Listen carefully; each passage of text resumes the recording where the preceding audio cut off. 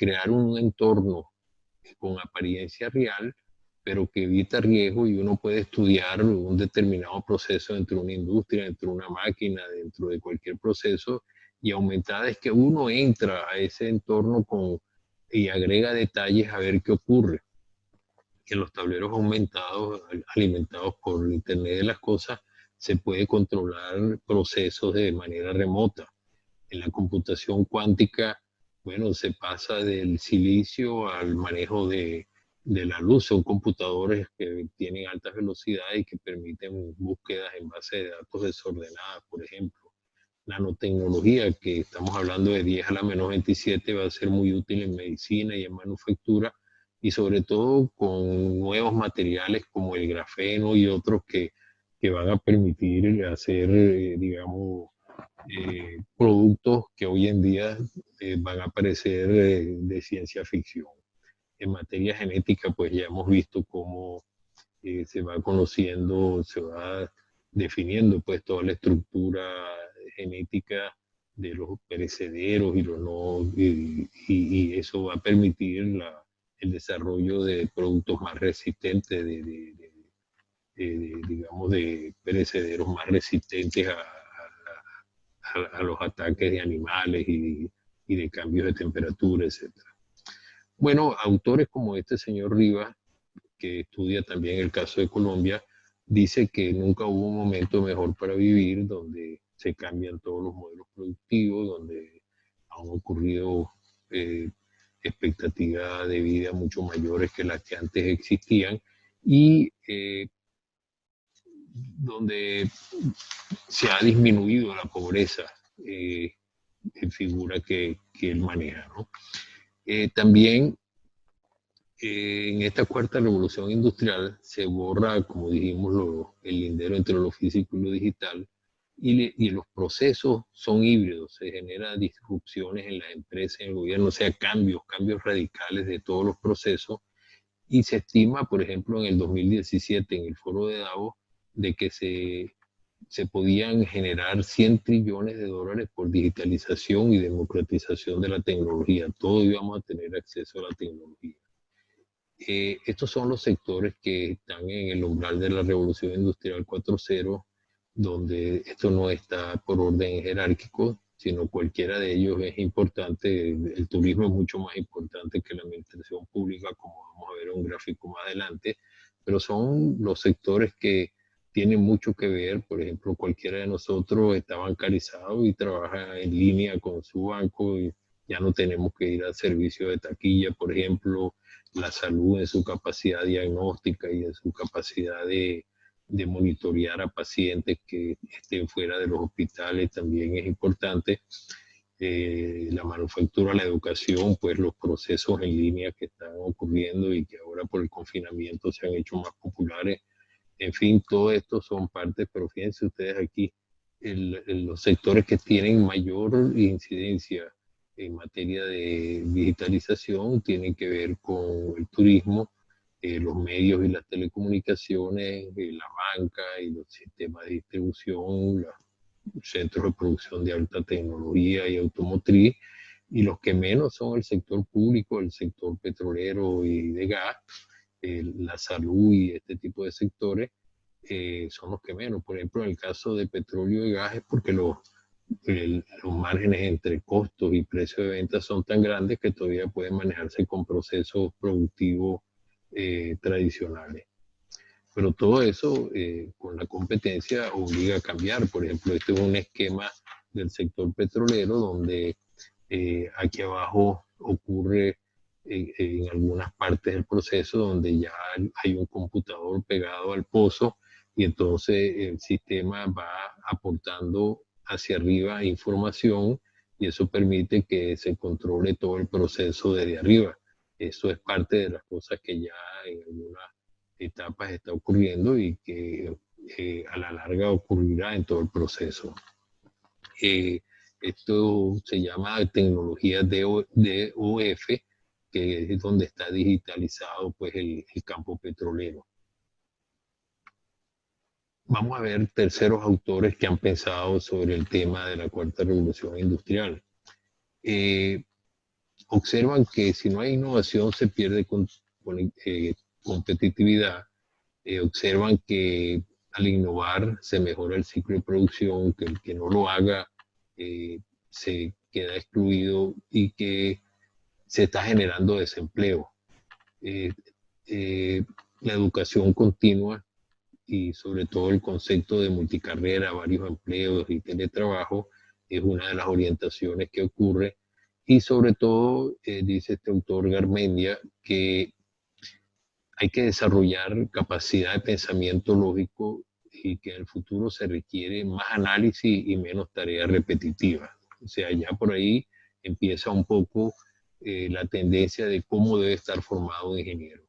Eh, el autor Arellán habla de que en la era digital, estas personas que son los millennials y la generación Z, son personas que van a transformar la estructura sociopolítica y económica y que están buscando que la humanidad tenga mejor calidad de vida. Estos señores son autodidactas, no están formados en universidades y tienen grandes capacidades para interactuar pues con los nuevos sistemas, con las nuevas tecnologías. Eh, ¿Y qué pasa con el resto de las personas? Bueno, tanto ellos como el resto de las personas van a tener que reinventarse, van a tener que tener nuevas habilidades y por supuesto los ingenieros no son una parte de tantos profesionales y personas que trabajan en diferentes sectores que les tocará reinventarse, recapacitarse de cara al reto que significa esta digitalización de todos los procesos. Aquí se ve cómo la industria 4.0 interactúa en todos los procesos, digamos, de la vida cotidiana. Y aquí se ve un proceso ya sofisticado, controlado por máquinas que están robotizadas y donde hay una persona que está aquí viendo una tableta que está ocurriendo en ese proceso y donde es prácticamente un observador pasivo. Ya eso existe. O sea, eso no es película de ciencia ficción, sino parte de procesos que están. Esta es una biblioteca en Irlanda, donde quizás uno de los países de más avanzada en materia de la cuarta revolución industrial.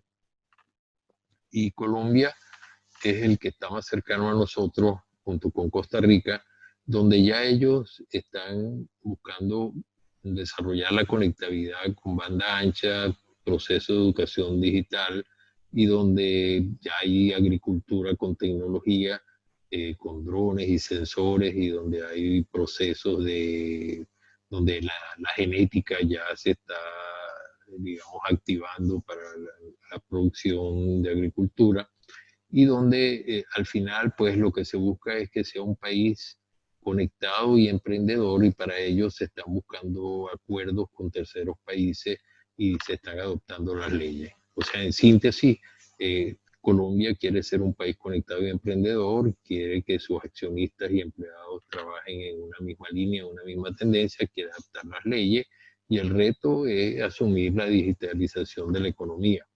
En el caso de Irlanda, bueno, un país donde se habla idioma inglés, es socio de la Unión Europea, ha tenido crecimiento en los últimos 4 años, aunque anteriormente había tenido un desarrollo económico importante vinculado con la industria electrónica, pero tuvo fracasos y ahora nuevamente se relanza con grandes acuerdos con compañías importantes y donde bueno, tiene una población joven importante, donde el desempleo es menor que en la Unión Europea y donde el Producto Interno Bruto pues va a un franco crecimiento y tienen gran atracción para las empresas que buscan inversiones. Tienen acuerdos con más de 72 países. Está en las áreas de vanguardia en robótica, pero sobre todo en esta área de almacén y procesamiento de datos en hiperescala, además de que manejan todas estas tecnologías disruptivas de inteligencia virtual, artificial y realidad virtual.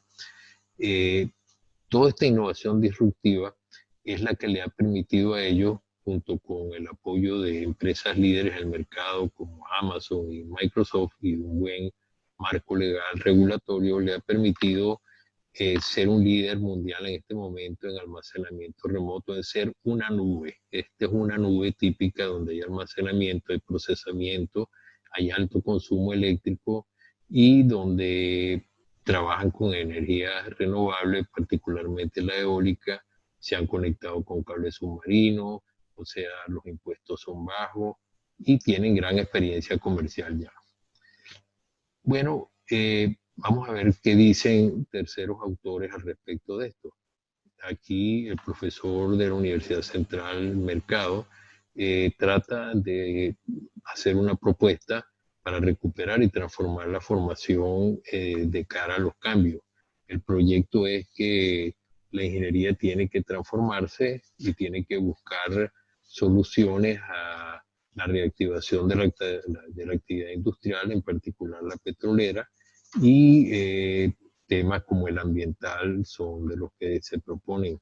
Aquí hay aspectos que quiere que se superen, como la disminución por la diáspora de la población estudiantil y la pérdida de personal docente, la falta de dotación e infraestructura. Y aquí establece, pues, esto es algo que se comparte a nivel internacional, cuáles son esas tecnologías disruptivas.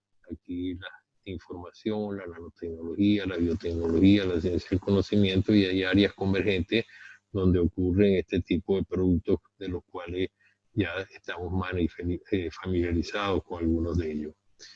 Él divide dos frentes para afrontar el tema en el sector público y también en el privado, donde se propone la reactivación de las básicas y la petrolera como áreas de enfoque, y tratar de buscar la reactivación de las industrias que han cerrado y del empleo que se ha perdido.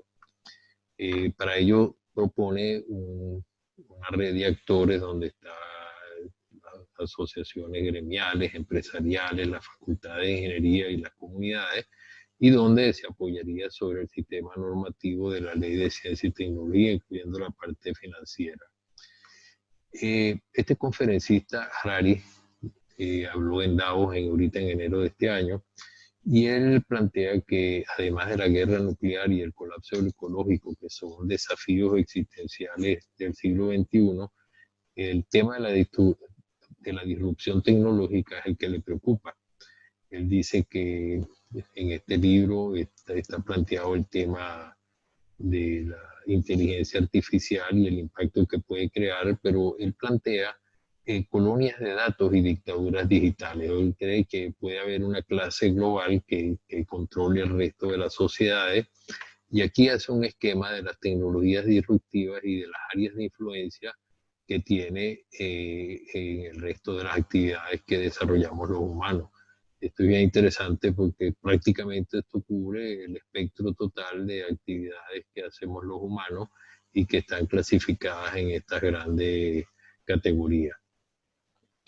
Bueno, al final dice que va a haber un trastorno en lo social y en lo económico, y que muchas de estas cosas van a ocurrir básicamente porque no hay un control sobre cómo va este proceso caminando, y que va a haber una cascada de disrupciones. Se van a perder empleos y entonces la gente se reinventa, pero se van a tener que reinventar varias veces porque los nuevos empleos se hacen obsoletos de inmediato. Él dice, bueno, si alguien trabajaba en un área pero quiere reinventarse como ingeniero de software, ¿cómo hace una persona para hacer eso? Eso para ellos se requiere una experiencia acumulada, previa, y sobre todo en un sector tan dinámico como los lenguajes computacionales y las aplicaciones que tienen ellos. ¿Ves?